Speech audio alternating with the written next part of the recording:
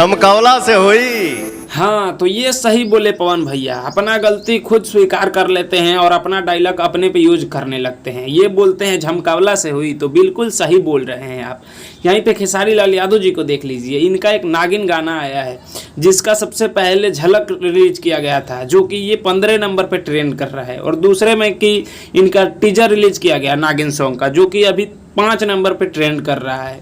और यहीं पे आज गाना रिलीज कर दिया गया है, जो कि सुबह 7 बजे सारेगामा हम भोजपुरी यूट्यूब चैनल पे, जो कि अभी म्यूजिक सेक्शन में मेन होम पे 3 नंबर पे ट्रेंड कर रहा है और 2 मिलियन से ज़्यादा व्यूज़ हो चुका है।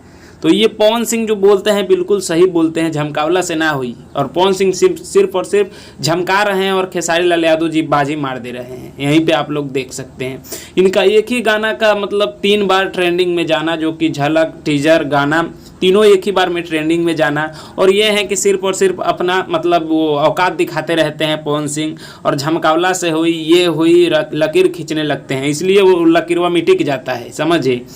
तो चलिए, ये था एक छोटा सा अपडेट जो आप लोगों को बताना था। बाकी ये वीडियो कैसा लगा है नीचे कमेंट बॉक्स में ज़रूर बताइएगा।